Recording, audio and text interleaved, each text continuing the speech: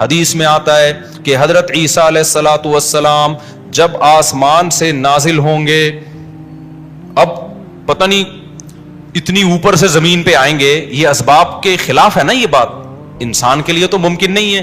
جب آپ زمین کے خول سے باہر جاتے ہیں آکسیجن ہی ختم ہو جاتی ہے، زندہ رہنا ممکن نہیں ہے. لیکن عیسیٰ علیہ السلام کو اللہ نے اپنی قدرت سے زندہ رکھا ہوا ہے.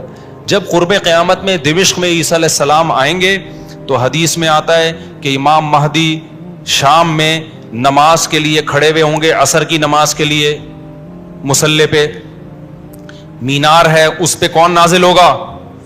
حضرت عیسیٰ علیہ السلام.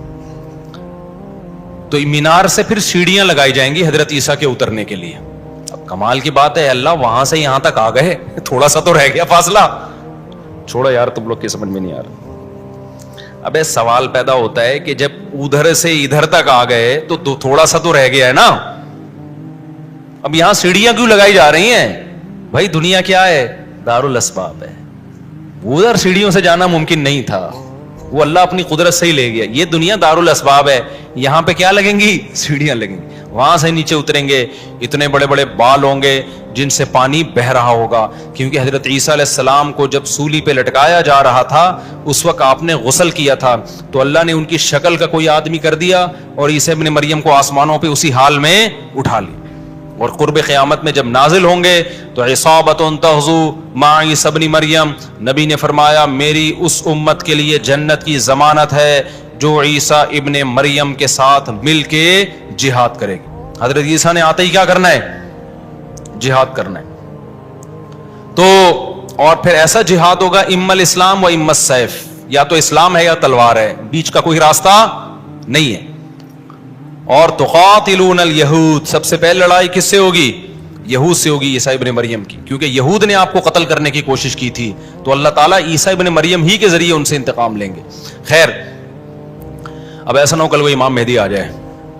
آج کل مارکیٹ میں امام مہدی کے نام پہ منجن ہر تھوڑے دن میں کوئی مہدی. میرے والد صاحب ایک واقعہ بتایا کرتے تھے، ہماری محلے کی مسجد میں نا ایک آدمی بہت نیک تھا، عبادت کرتے کرتے نا اس کی کھوپڑی گھوم گئی اوپر سے. بعض لوگ بہت زیادہ عبادت کرتے ہیں، دماغ خشک ہو جاتا ہے، خوراک ہوتی نہیں ہے، ہنسی مزاح کی کوئی بات ہی نہیں ہوتی، تو اوپر سے سیٹنگ کیا ہو جاتی ہے؟ آؤٹ. تو اس کی سیٹنگ آؤٹ ہو گئی. برا نہیں تھا وہ، میرے والد صاحب کے پاس آیا، کہنے لگا، میرے والد صاحب کو لوگ حافظ صاحب کہتے تھے، حافظ صاحب ایک بات آپ سے کرنا چاہتا ہوں، آپ ذرا نیک آدمی لگ رہے ہیں، صرف آپ سے کروں گا، کسی اور سے نہیں. والد صاحب نے کہا کیا؟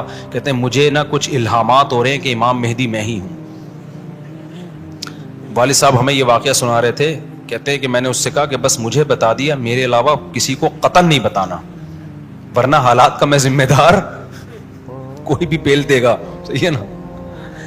تو بس یہ مجھے بتا دیا نا، بس یہ ہم دونوں کے راز کی بات ہے اور اللہ کو پتا ہے، کسی تیسرے کو بتانے کی بالکل بھی ضرورت نہیں. پھر والد صاحب نے اس کو بولا بھائی تو تھوڑا سا وظائف نہ کم کر دے، تھوڑا سا نارمل لائف میں آ جائے، انسان کا بچہ بن جا، تیری کھوپڑی کیا ہو رہی ہے سیٹنگ اپ. تو بہت سے امام مہدی اس چکر میں بنے ہیں، ہوتے نہیں ہیں. تو جب امام مہدی نے آنا ہوگا نا تو سب سے پہلی بات یہ کہ وہ مہدی ہونے کا دعویٰ نہیں کریں گے، ان کو لوگ کہیں گے کہ آپ مہدی ہیں. ان میں علامتیں دیکھ کے علماء ان سے خود کہیں گے، سارے پیچھے پڑ جائیں گے کہ آپ مہدی ہو. سمجھتے ہو کہ نہیں سمجھتے ہو؟ تو جو خود سے مہدی ہونے کا دعویٰ کرے وہ تو مہدی ہو ہی نہیں سکتا. اور جب امام مہدی ہوں گے تو عیسیٰ ابن مریم نازل ہوں گے. جس کے دور میں عیسیٰ نازل نہیں ہو رہے اس کا مطلب وہ مہدی ہے ہی نہیں. تو حدیث میں آتا ہے حضرت مہدی مصلی پہ کھڑے ہوں گے تو حضرت عیسیٰ علیہ السلام آئیں گے تو وہ حضرت مہدی ان کو مصلی پہ آگے کریں گے کہ آپ نماز پڑھائیں. لیکن حضرت عیسیٰ علیہ السلام کس کے حوالے کریں گے مصلی؟ کہ یہ نماز آپ ہی پڑھائیں گے. کیوں؟ مجھے اللہ نے نماز پڑھانے کے لیے نہیں، مجھے کس کے لیے بھیجا ہے؟ جہاد کرنے کے لیے بھیجا ہے. میں تلوار لے کے لڑائی کروں گا، یاجوج ماجوج کو قتل کریں گے. اب یاجوج ماجوج کہاں ہیں اس کے بارے میں کوئی صحیح بات ہمارے علم میں نہیں ہے. ویسے بھی اگر ہمیں پتہ چل جائے کہاں ہیں تو وہ دریافت ہو جائیں گے نا. اور قرآن کہتے ہیں قرب قیامت سے پہلے وہ دریافت بولو نہیں ہو سکتے. تو اللہ نے چھپا دیا ہے ان کو. چھپا دیا ہے تو چھپایا ہے اس لیے کہ پہلے نہ پتہ چلے کدھر ہے.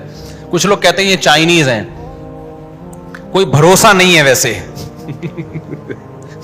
لگتا ہے کہ شاید ہوں، کیونکہ وہ جو ذوالقرنین نے دیوار بنائی تھی نا، سیسا پلائی ہوئی اور پہاڑوں کے پیچھے دھکیل دیا تھا اور پھر بڑی تعداد ہو گئی ان کی، حدیث سے پتہ چلتا ہے شاید وہ، لیکن بہرحال کوئی یقینی بات نہیں ہے. تو یاجوج ماجوج ایک بڑی طاقتور قوم ہوگی جس کو حضرت ذوالقرنین نے، سورہ کہف میں اس کا بھی تذکرہ ہے، پہاڑوں کو بند کر کے ان کو دھکیل دیا, کہیں چھپا دیا ان کو, تو قرب قیامت میں وہ نکلیں گے اور پھر دنیا میں تباہی مچائیں گے, اور پھر ان کو کون قتل کرے گا؟ حضرت عیسیٰ علیہ السلام. تو وہ ابھی نہیں نکلیں گے, جب نکلیں گے تو ان کا ابھی دریافت بھی نہیں ہو سکتے وہ.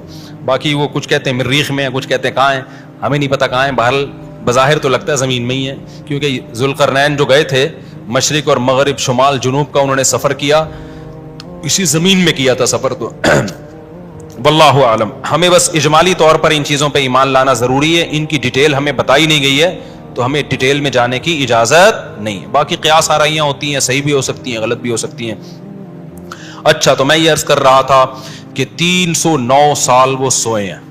وَنُقَلِّبُهُمْ ذَاتَ الْيَمِينِ وَذَاتَ الشِّمَالِ, اللہ کہتے ہیں ہم ان کو پلٹتے تھے, اب ادھر کو کروٹ لے کے سوچو, اب ادھر. وَكَذَلِكَ بَعَثْنَاهُمْ, 309 سال کے بعد ان کو اللہ نے جگایا. پوری حکومت بدل گئی, پوری حکومت کا تختہ پلٹ گیا. اب جب 309 سال کے بعد اٹھے ہیں تو پیٹ کمر سے چپکا ہوا ہے, ٹھیک ہے نا, بھوک لگ رہی ہے ٹائٹ والی. تو کیا کہتے ہیں, کم لبستم, پہلے آپس میں کہنے لگے ہم کتنا سوئے ہیں, ہم کتنا سوئے. ایک نے کہا لبثنا یومن او بعض یوم, یا تو پورا دن سوئے ہیں, کیونکہ سورج جب ہم سوئے تھے تو یہاں تھا, اب یہاں ہیں, لیکن جب یہاں ہیں تو اس کا مطلب پورا دن تو نہیں سوئے ہم, پورا چکر تو ہو جانا چاہیے تھا نا.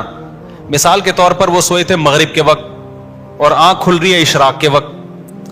اب کنفیوز ہو رہے ہیں نا کہ یار اگر ہم تھوڑا سوئے ہیں تو یہ تو ہمیں لگ رہا ہے بہت زیادہ سوئے ہیں, 24 گھنٹے سے زیادہ تو سو نہیں سکتا کوئی.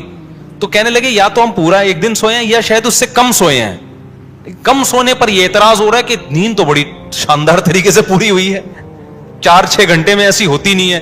اور اگر زیادہ سوئے ہیں تو سورج جب ہم سوئے تھے وہ یہاں تھا, اب یہاں ہے, تو یہ تو 24 گھنٹے بھی پورے نہیں ہوئے, کیونکہ ان کا کیا خیال ہے کہ یہ 300 دفعہ پلٹ کے سورج آ چکا ہے. جب کافی دیر ان کی بحث ہوئی تو کہنے لگے ربکم اعلم بکم, اللہ ہی جانتا ہے بھائی کتنا سوئے ہیں, اس بحث سے کوئی فائدہ نہیں ہے, ابھی تو روٹی کی فکر کرو. فبعثوا احدکم بورقکم, یہ سکہ رائج الوقت لے کے جاؤ اور روٹی لے کر آؤ. اب دیکھو یہاں بھی وہ اللہ پہ توکل کر سکتے تھے کہ ہم جا رہے ہیں, پیسے لے جانے کی ضرورت نہیں ہے, ہم نے اللہ کے لیے قربانی دی ہے, کھلائے گا کون ہمیں؟ اللہ. نا بھائی, اللہ نے کہا ہے جتنے اسباب اختیار کر سکتے ہو کرو. تم ایک اجنبی جگہ پہ جا رہے ہو, تمہارے پاس سکے ہونا, پیسے تو لے کے جاؤ. عربوں میں نا جب زمانے جاہلیت میں حج ہوتا تھا تو دور دور سے جو عرب قبیلے بیت اللہ آتے تھے پیسے نہیں لے کے آتے تھے ساتھ میں, کہتے تھے کہ ہم اللہ کے گھر کی زیارت کے لیے جا رہے ہیں تو کھلائے گا کون ہمیں؟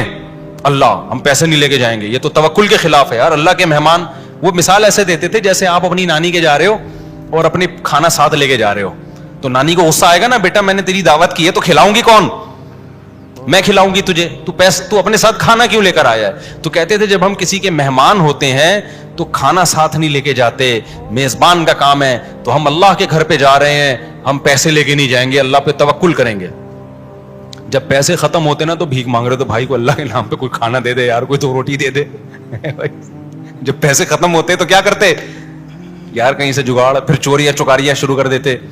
تو قرآن میں اللہ نے آیت نے نازل کی وَتَزَوَّدُوا, جب حج کے لیے جاؤ تو زاد راہ لے کے جاؤ, پیسے لے کے جاؤ. کیوں؟ فَإِنَّ خَيْرَ الزَّادِ التَّقْوَىٰ, سب سے بہترین زاد راہ تقوی ہے. وہ توکل جو تمہیں بھکاری بنا دے, گناہگار, کیونکہ بھکاری پن یہ تقوی کے خلاف ہے. تو پہلے تقوی کی فکر کرو کہ لوگوں کے سامنے ہاتھ نہ پھیلانے پڑے. تو ان کو بتا دیا اللہ نے صحابہ کو کہ توکل کا یہ مطلب نہیں ہے کہ دنیا میں اسباب اختیار نہ کرو, حج پہ جا رہے ہو تو پیسے لے کے جاؤ سارا. تبھی فقہا کہتے ہیں, فقہا نے دین کو خوب سمجھائے کہ حج صرف اس پہ فرض نہیں ہو جاتا کہ آنے جانے کا انتظام ہو جائے, نہ حج